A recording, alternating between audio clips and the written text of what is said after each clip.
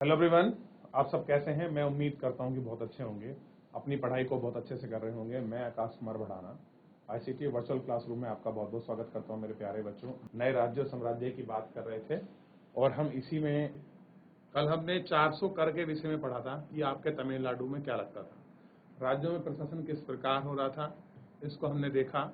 और साथ ही साथ हमने देखा नए राजवंश का उदय कैसे हुआ, कौन महामंडलेश्वर था, लोग क्या स्थिति थी, इन सब के विषय में हम लोग सबसे पहले अगर कोई आपकी क्वेरी है, कोई प्रश्न है, आप मुझसे पूछ सकते हैं। ठीक, कोई भी डाउट है किसी प्रकार का आप मुझसे पूछ लीजिए। चलिए, आज मैं मौका दूंगा दोबारा जीआईसी भेरी को।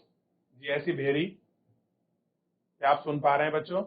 जीआईसी भेरी, बेटा माइक ले लो और आप माइक लेकर आपका चैप्टर को पढ़ना प्रारंभ करें। माइक ले ले जीआईसी भेरी,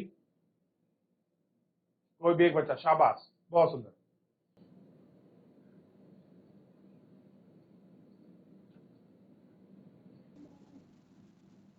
माइक को अनम्यूट, एक सेकंड बच्चों, आप माइक को ऑन करें अपना।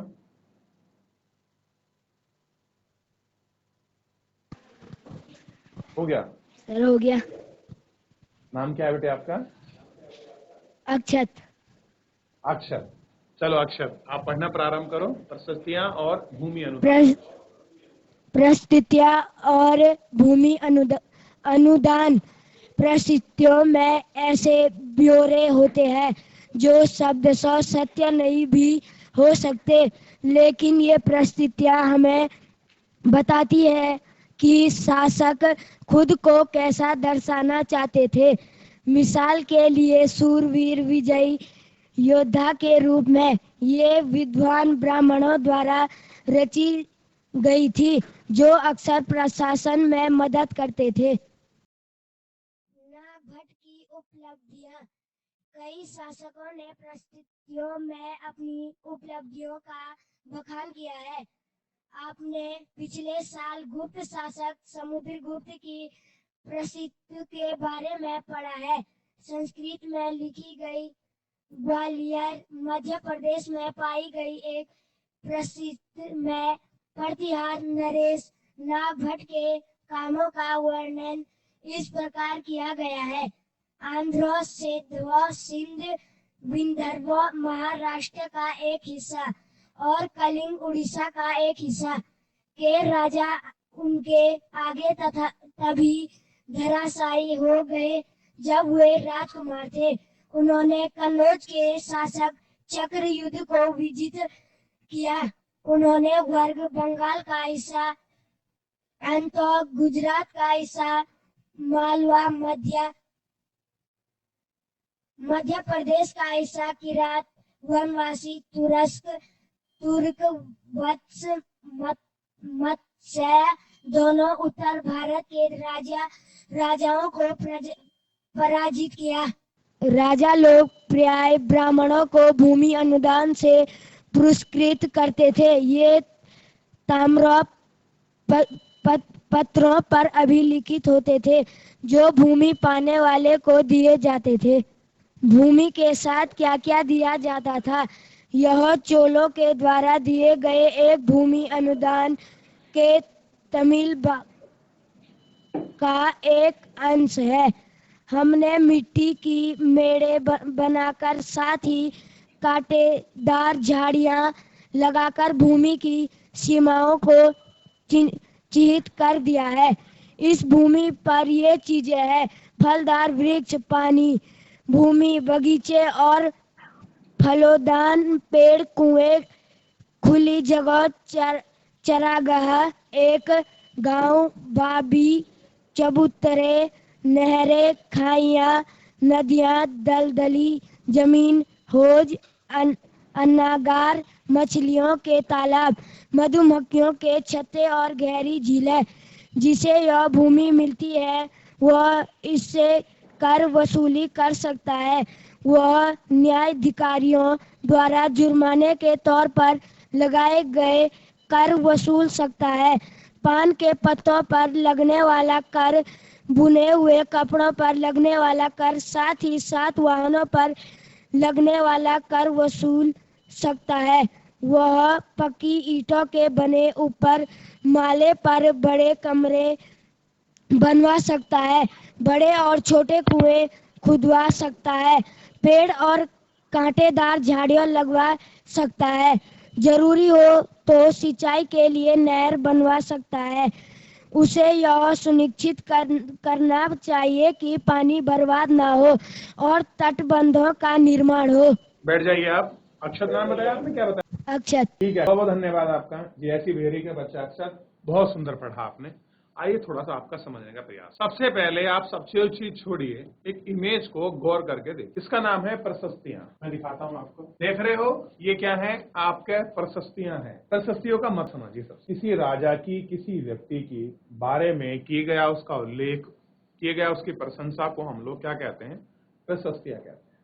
किसी राजा के बारे में अच्छा अच्छा लिखना, उसके शासन प्रशासन की जानकारी, उसने कितनी भूमि जमीन में दान दी, क्या उसने किया, इसके विषय का एक लिखित रिकॉर्ड रखा जाता था, ताकि भविष्य में अगर जमीन वापस लेनी पड़े या उस रिकॉर्ड को देखना पड़े तो ऐसी जगह लिखा जाए जहां सालों दर साल आपका चलता है।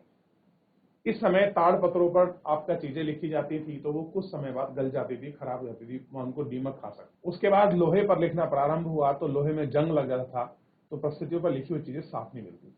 इसलिए लोगों ने क्या शुरू किया, जो ताम्र पत्र है, तांबे की जो आपकी पत्ती है, जो शीट है, उस पर लिखना प्रारंभ किया और उसी को हमने कह दिया ताम्र आपका प्रशस्तियां। तो इस तरह से लिखी जाती थी। और जो प्राचीनतम वेद हैं वो भी इसी फॉर्मेट में लिखे गए, जो मूल वेद है। क्लियर हो गया? आपका तांबे की छड़ है।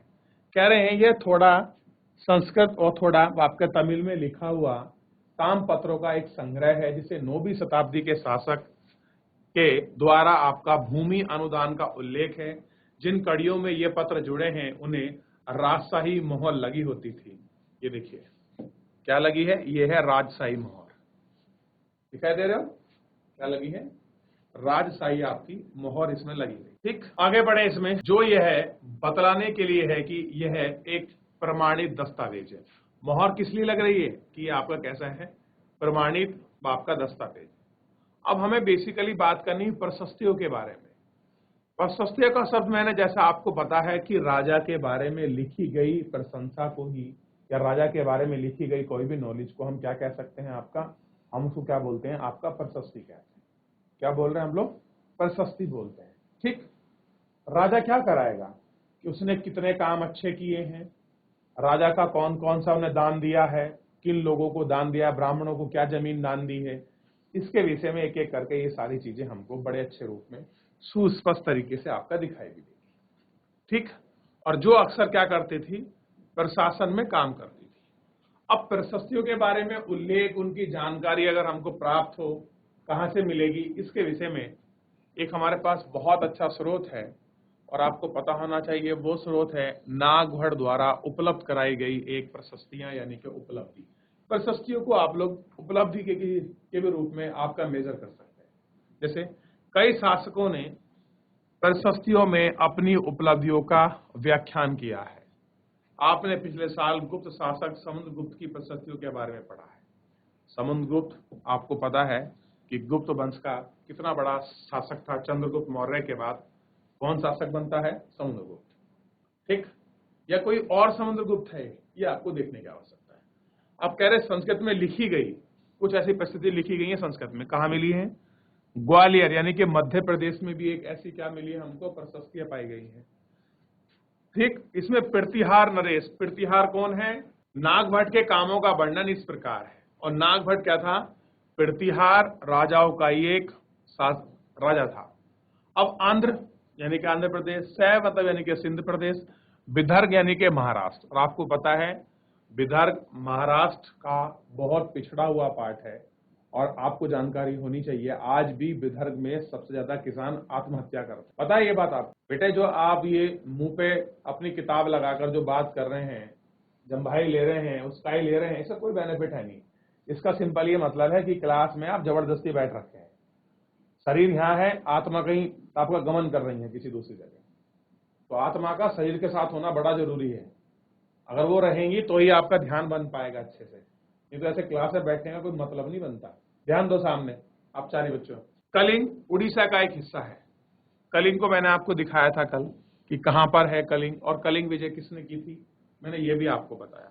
ठीक, उनके रजाओं के आगे आपके धराशायी हो गए थे वे राजकुमार थे। आप जानते हैं कलिंग का युद्ध अशोक ने लड़ा था और कितने बड़े रूप में वो सामने आया। कन्नौज के शासक चक्र युद्ध को आपका विचलित कर गए थे और आपको पता है कन्नौज में एक बाप का त्रिकोणीय संघर्ष था।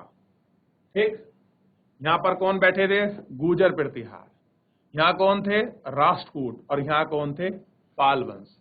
ये तीनों क्या कर रहे थे, कन्नौज के लिए अपनी लड़ाई कर रहे थे। और कन्नौज की लड़ाई का क्या कारण था कि गंगा यमुना का जो दुआब क्षेत्र है, उपजाऊ दुआब, उसके लिए ये लोग आपकी लड़ाई कर रहे थे। उन्हें बंग यानी कि बंगाल का हिस्सा, अंतर्गत यानी गुजरात का हिस्सा, मालवा यानी मध्य प्रदेश का हिस्सा, किरात मतलब वनवासी जो लोग आपके जंगल में रहते हैं, तुर्कस मतलब आपका तुर्कानी, वस मत्स्यन दोनों उत्तर भारत के राज्य हैं और इनको क्या किया उन्होंने, आपका पराजित किया। ये सारी जानकारी, कौन राजा हारा, कौन जीता, किसने कलिंग का युद्ध किया, कैसे क्या व्यवस्था थी, ये सारी जानकारी हमें कहां से मिलती है हमारे इतिहासकारों को, उस समय जो आपका लिखी गई आपका क्या थी, प्रशस्तियां थी, यानी कि राजा की उपलब्धि क्या थी, उनके विषय में ये हमको जानकारी देता और हमको बताता है। कोई आपसे पूछ ले प्रशस्तियां क्या हैं तो आप बता सकते हैं कि राजा द्वारा उल्लेखित जो आपकी चीजें हैं, उल्लेखित आपके चीजें हैं कि आपका किस प्रकार से आप उनको समझ सकते हैं कि उपलब्धि क्या है और कैसे आप किसी राजा की उपलब्धि को देखते हैं और उस पर बात भी करते हैं। तो ये सारी चीजें आपको बहुत अच्छे से स्पष्ट हो जाएंगी कि इसका क्या मीनिंग है। आगे देखिए, राजा द्वारा प्राय ब्राह्मणों को अनुदान में भूमि आपका पुरस्कृत में मिलती थी। अब होता क्या था, कोई आपका राजा है, उसके क्षेत्र में कोई ब्राह्मण विद्वान है, तो वो क्या करते थे, उस भूमि को अनुदान यानी कि क्या करते थे, वो आपका पुरस्कार के रूप में वो उनको देखते थे। ये ताम्र पत्र अभिलेखित होते थे, यानी कि राजा ने ब्राह्मण को क्या दिया है, भूमि अनुदान में कैसे पुरस्कृत किया है, ये सब एक आपका लिखा होता था, एक आपका रिकॉर्ड होता था जो भूमि के पाने के लिए दिया जाता था, यानी कि किस राजा ने किस ब्राह्मण को कितना दिया है, ये सब मिलता था। देख लिया था ना आपने क्या है प्रशस्तियां। आगे बढ़ते हैं, अब थोड़ा सा आगे पढ़ते हैं। क्वेश्चन है, भूमि के साथ क्या किया जाता था, यानी कि जो भूमि दान में दी गई है उसके साथ क्या हो रहा था, ये पता होना चाहिए। अब देखिए, आपने बताया कि चोल शासकों विषय में पढ़ा है, चोल शासकों द्वारा जो भी भूमि अनुदान में दी गई थी यानी कि दान में दी गई थी, तमिल भाग में एक उसका अंश है कि वो एक पार्ट को हमें बताने की कोशिश की है कि उस भूमि का प्रयोग कैसे हो रहा था। ठीक, हमने मिट्टी की मेड़ बनाकर, मिट्टी की मेड़ का मतलब जानते हो, जब हम खेत में आपके क्यारी बनाते हैं, जब हम क्या करते हैं, खेत में आपका क्यारी बनाते हैं तो बीच में जो मिट्टी की हम लोग एक मेड़ सी कर देते हैं, उसको डोल बोलते हैं, कहीं कुछ और बोलते हैं अलग अलग भाषाओं में। ठीक, साथ ही कांटेदार झाड़ी लगाते थे ताकि क्या हो जाए, बाउंड्री कंफर्म हो जाए कि हमारा घर है। आप लोग देखते होंगे अपने घर के चारों तरफ आप लोग क्या करते हैं, लकड़ियां गाड़ते हैं, झाड़ी गाड़ते हैं ताकि जीव जंतु या फिर वहां का कोई जंगली जानवर अंदर ना आए और एक बॉर्डर बन जाता है।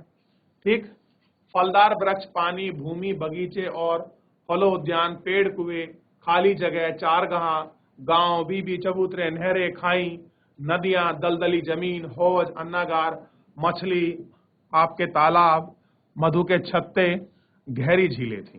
ठीक, जिससे यह भूमि मिलती है वह इससे कर वसूल करता था।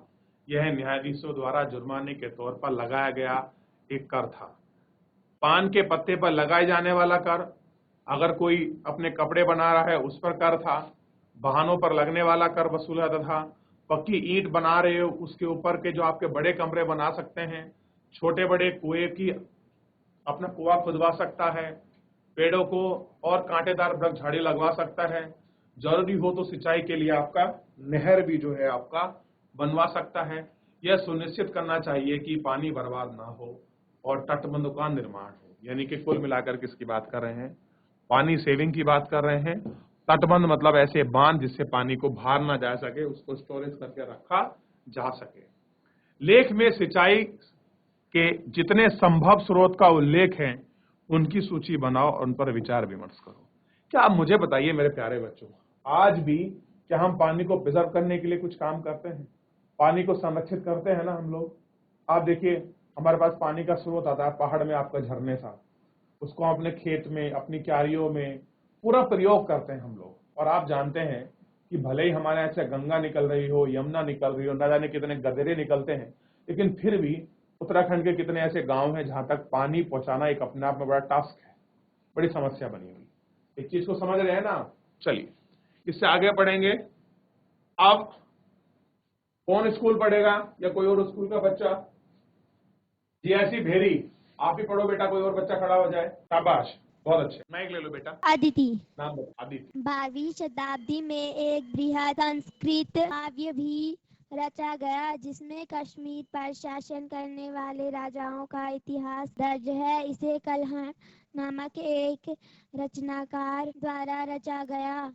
कल्हण ने अपना वृत्तांत लिखने के लिए शिलालेखों, दस्तावेजों, प्रत्यक्षदर्शियों के वर्णनों और पहले के इतिहासों समेत अनेक तरह के स्रोतों का इस्तेमाल किया। प्रशस्तियों के लेखकों से भिन्न वह अक्सर शासकों और उनकी नीतियों के बारे में, इसलिए 12वीं सदी के लिए यह असाधारण ग्रंथ था। धन के लिए युद्ध। आपने यह गौर किया होगा कि इनमें से प्रत्येक शासक राजवंश का आधार कोई क्षेत्र विशेष था। वे दूसरे क्षेत्रों पर करने का प्रयास करते थे। क्षेत्र था गंगा घाटी में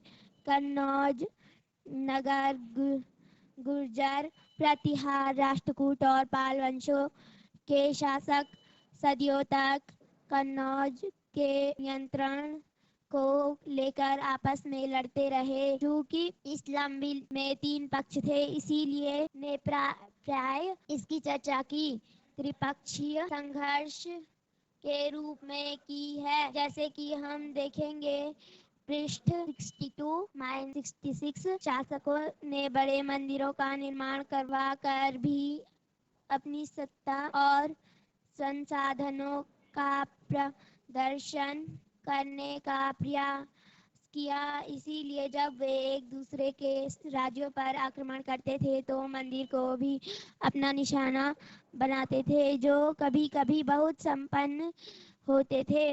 अफगानिस्तान के गजनी का सुल्तान महमूद ऐसे शासकों में से सबसे प्रसिद्ध है। उनसे 997 से 130 तक शासन किया और अपने नियंत्रण का विस्तार मध्य एशिया के भागों, ईरान और उपमहाद्वीप के उत्तर पश्चिमी हिस्से तक किया। वह लगभग हर साल उपमहाद्वीप पर हमला करता था। उसका निशाना थे संपन्न मंदिर, जिसमें गुजरात का सोमनाथ मंदिर भी शामिल था। मुहम्मद जो धन उठा ले गया, उसका बहुत बड़ा हिस्सा गजनी में एक वैभवशाली राजधानी के निर्माण में खर्च हुआ। सुल्तान महमूद अपने द्वारा जीते गए लोगों के बारे में भी कई बातें जानना चाहता था और उसने अल बेरूनी नामक एक विद्वान को इस उपमहाद्वीप। चलिए ध्यान दीजिए, बात कर रहे हैं कि 12वीं शताब्दी में एक बृहद मतलब बड़ा सांस्कृतिक आपका काव्य रचा गया। बड़ा इंपॉर्टेंट है, बड़ा फेमस है इस जो आपका नाम है काव्य का। और ये खास कर आपका जो हमारा कश्मीर है, उस कश्मीर के बारे में हमको जानकारी आपको प्रोवाइड, और राजाओं के इतिहास का दर्ज हमको मिलता है कि कौन कौन से राजा थे कश्मीर में, कैसे वो शासन कर रहे थे, उनके विषय में पूरी जानकारी हमको मिलती है।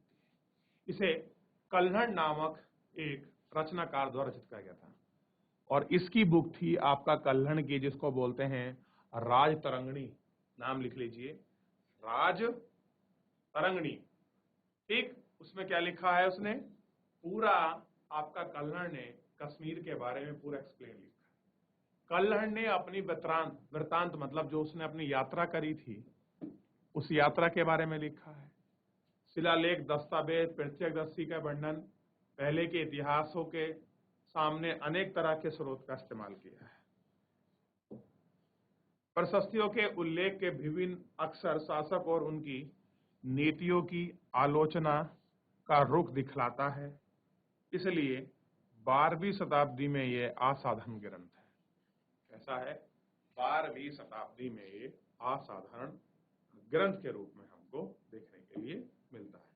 यानी कि जो कल्हड़ की राज तरंगिणी है ये कोई आम नहीं है, एक बहुत बड़ी कश्मीर के बारे में, उसकी पूरी जानकारी के बारे में हमें एक एक चीज के रूप में पूरी जानकारी वो आपका प्रोवाइड कराती है। ये कंफर्म आपको होना चाहिए। आपने गौर किया होगा, गौर का मतलब आपने ध्यान दिया होगा कि इनमें से प्रत्येक शासक राजवंश के आधार पर कई क्षेत्र विशेष था, वे दूसरे क्षेत्रों पर भी नियंत्रण करने का प्रयास करते थे। क्या करते थे? दूसरे क्षेत्रों पर अपना नियंत्रण का प्रयास करते थे। एक विशेष रूप से वांछनीय क्षेत्र था गंगा घाटी में कन्नौज। गंगा घाटी में एक क्षेत्र कौन सा था? आपको ध्यान रखना है, कन्नौज। कन्नौज वर्तमान में कहां पड़ता है? तो यूपी में पड़ता है। और यहां पर एक शासक थे गुर्जर प्रतिहार, राष्ट्रकूट और बंगाल के पाल। इन तीनों में इसको लेकर जंग था कि आपका क्या हो, कन्नौज पर हमारा कब्जा हो, कन्नौज पर हम लोग अधिकार करें।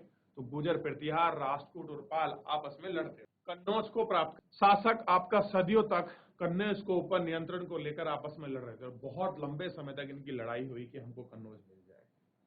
ठीक, चूंकि इस लंबी लड़ाई में 3 पक्ष थे, इतिहासकारों ने इसकी चर्चा त्रिपक्षीय संघर्ष के रूप में लिखी। यानी कि जिसमें 3 पक्ष किसी क्षेत्र को लेकर संघर्ष कर रहे हैं, वो क्या है? आपका त्रिपक्षीय।